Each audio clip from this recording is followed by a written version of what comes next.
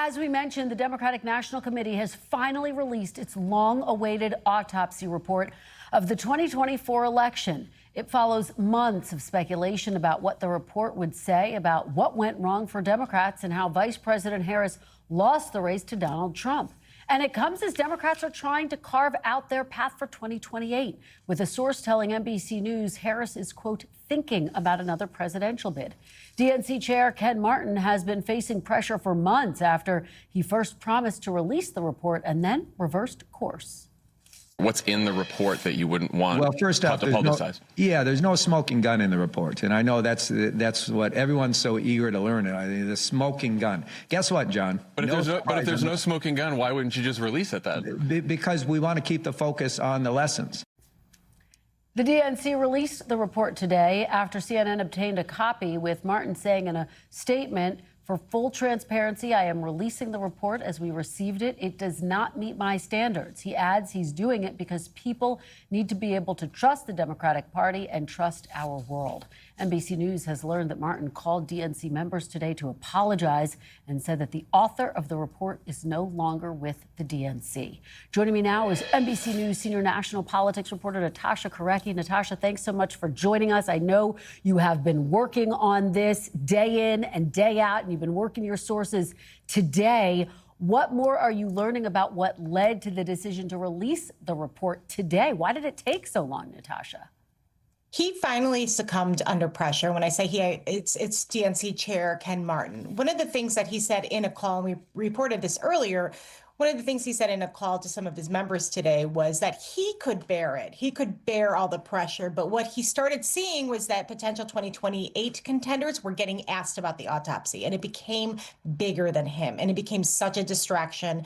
And it was doing exactly what he was trying to prevent from doing. So he did release it. We also reported exclusively that Governor Josh Shapiro, Pennsylvania governor, spoke with Ken Martin last week and also pressured him. We also reported previously that Kamala Harris asked him to do it. And as you have reported, Cory Booker also called on him to release this report. So he's been under enormous amount of pressure to release this report. Yeah, that is a mountain of pressure that you lay out there, Natasha. So you've been looking into this report throughout the day. What are the biggest takeaways here from your perspective? Well, there are many takeaways. One of them is they started too late with the negative advertising on Trump. They didn't land the negative ads. Were not landing the way they did, but they took too long. That was one of them. There was not enough messaging coordination between the outside PAC, Future Forward, and the actual campaign. One of the biggest things that this underscored was Kamala Harris and how the White House, they faulted the White House with Biden White House with how they had prepared Kamala Harris, which was to say they did not prepare her. And I'm going to read this part from the report. The White House did not position or prepare the vice president. Had the White House explored and evaluated ways to leverage Kamala Harris earlier in the administration, perhaps it would have improved the president's standing, and it could certainly have helped prepare her to lead the ticket. So all of those things played into this. Well, let me ask you, because what's also notable, Natasha, there are some critical questions it doesn't answer, some areas that it didn't look into, like, for example, how the debate over the war in the Middle East was playing out. What do you know about that, about what's missing? And that is why this is not going to die down. This is why this is not going to be put to rest by him releasing this today. Even though people have publicly said that they were interviewed by DNC officials and the person Ken Martin put in charge of it, Paul Rivera, about Gaza, and they said that it was a material aspect to why she lost, or it contributed to it. There was zero mention of it in this report. No mention at all. And so that a lot of people are already, up in arms about that. Where is it? Why wasn't it mentioned? So that question is going to continue to dog them as this moves forward. I think you're absolutely right. Natasha Korecki, thanks for bringing us your exclusive reporting. We really appreciate it. Joining me now is our panel, Dan Merica, co-author of the the early brief for the Washington Post. Ashley Etienne, former communications director for Vice President Harris and a Meet the Press contributor, and Sarah Chamberlain, president and CEO of the Republican Main Street Partnership. Boy, is there a lot to unpack today. Dan, we have to start with this DNC report. Ken Martin releasing it under an immense amount of pressure. Talk about the politics of this moment for Democrats and for the DNC. I mean, there's clearly an incredible amount of pressure on Ken Martin to get this thing out, much of his own making. I mean, he kind of put himself in this position by saying that they were going to release it, calling for a report to be made, backtracking from that. And you saw that in his statement. Rare that you see a political figure say, I'm sorry, and apologize the way he did for making this kind of snafu and really dragging the DNC through the mud through this process. I mean, I think there are a lot of Democrats, especially here in Washington, who were eager to see this report and are let down by what is and what is not in the report. It is certainly not a complete product. I'm shocked by the annotations that the DNC has put in the report that they were supposed to produce. I will note that there are not many operatives out in the country running campaigns right now who were waiting on out what the DNC thinks they should do in 2026, and that's mostly because they're running campaigns and they're not looking towards the DNC necessarily. I talked to an operative who's working on a few races who said, great, we're running our own race, basically. Yeah, that makes sense. They're so deeply immersed already in their own races. This is not a game changer for them. But Ashley, you've been one of the voices calling for this report to be released. So your reaction to it being released today, and for you, what are the biggest takeaways? Well, for me, my first reaction is this is a complete and total failure on the part of Ken Martin. He had a choice. Ken Martin chose to release what I've been told is a draft document with critiques to a draft document. And part of the issue there is he released it to protect his own hide. You know, that's the part I find most insulting. He could have released a forward-looking document that really dug into the biggest, the three-alarm fire, as I call it, that the Democratic Party is facing. It's facing a failing infrastructure, an identity crisis, and bleeding support among its base vote voters. He could have put some recommendations forward. Rather, what he did was he put out a document to throw the writers of the report under the bus. He made this about himself when democracy is under attack right now. And so if you ask me, he owes people like me an explanation. The people like me who've been the backbone of this political party for generations now. 600,000 black women are out of a job. We're at 8.5% unemployment. 400 years of black political progress has been undermined in the past 2 weeks with the gutting of the VRA. Ken Martin owes black people an explanation as to why he's been sitting on this document and what happened to all the money. That is the biggest takeaway.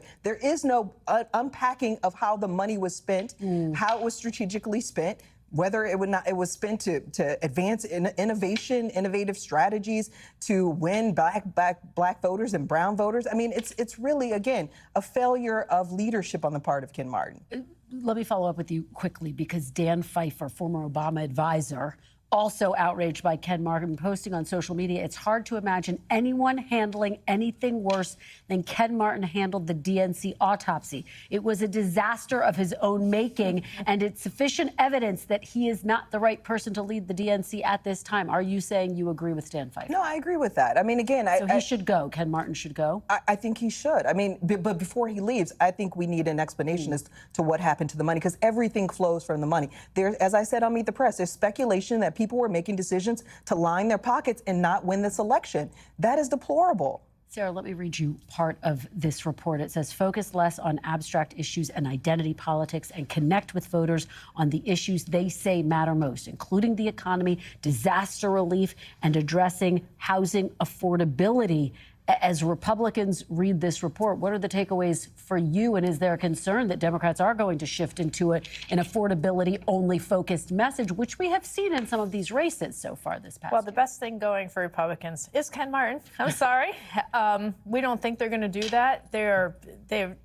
They have no idea what they're doing. I mean, the incompetence is shocking coming out of the Democratic Party when they do have an opportunity to go after the Republicans. I mean, certainly we've opened the door on the economy and all of those issues, but they're so busy fighting about a report that is incomplete at best, and a man who cannot run the agency. I mean, there's $17 million in debt and they have $14 million. I mean, it's truly the best thing we have going in this election, this midterm election. Dan, I think it's safe to say that reporters like you and I are going to be focused on what happens next with Ken Martin in the coming days and weeks. But I want to ask you about another part of this report, which is actually positive for Harris. It says having Kamala Harris on the ballot actually helped down ballot Democrats maintain part of their base support. Had Biden remained on the ballot, down ballot Democrats might have faced even steeper challenges. We know that the former vice president is considering another run. Do you think this bolsters her argument for making another go at it? I mean, I think there are certainly things in the report that you could cherry pick from it and say bolsters anyone's argument that it's maybe somebody who is outside of this Biden world will probably pull things from it that say they would be the right person to run in the future. There are certainly, it was pretty well known at the time that Vice President Harris becoming the nominee and Joe Biden stepping aside helped down ballot Democrats because there was less of a conversation about age, there was less of a focus on Biden's frailty, and that helped down ballot Democrats who didn't have an answer for that. That's not exactly a revelatory thing that I think a year-long report was needed to assess. But I think the vice president is going to run for president or not, and I don't think it's going to be because of something in the DNC report. I would imagine that most of us are going to turn and focus on these campaigns that are running in these states, and the folks who are running these campaigns, I would argue, largely don't care about the takeaways in this report because it doesn't necessarily impact their day-to-day lives and how they're running their campaigns. That probably includes Harris. But the reality is, just to clarify a couple of things, the reason why it matters to state-level parties is because, again, if we made decisions, if strategic decisions were made to put a lot of money on television and not invest in building the infrastructure of the state parties, that affects those local races. There's a lot in this document that is not unpacked, and that's why my issue is it's not what's in it, because none of it that's in it is groundbreaking. It's what's not included, the issue of Gaza, which we're seeing affect all of these races all over the country, how the money was spent with strategic decisions. We're getting our butts kicked by Republicans on the ground. They're building new modern information ecosystems that we've not even started to invest in. I've been in the party 25 years, and the same 5 to 8 people have been making all the strategic decisions and all the money.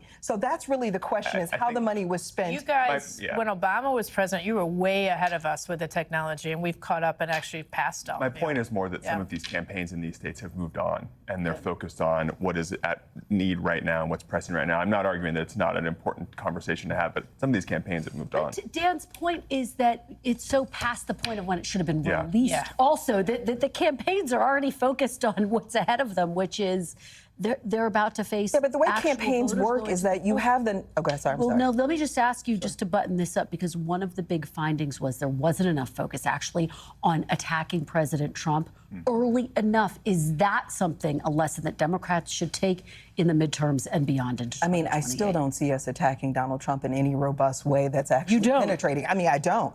I mean, I recommended that to the Democratic leaders, Schumer and Jeffries, almost a year ago that they needed to take on this issue of corruption. And they just announced 3 weeks ago that they're going to form a task force. 9 months, and you've not been talking about the corruption of this administration in any sort of robust way. I mean, it's a complete failure, but that's also why you need an autopsy, to really unpack these issues and to make recommendations for the totality of the party and the entire ecosystem. Sarah, final point on that. Well, all I have to say as a Republican strategist, we are thrilled that Nancy Pelosi is retiring, because this would not have happened with Nancy Pelosi's leadership in the House of Representatives. We thank you for watching, and remember, stay updated on breaking news and top stories on the NBC News app or watch live on our YouTube channel.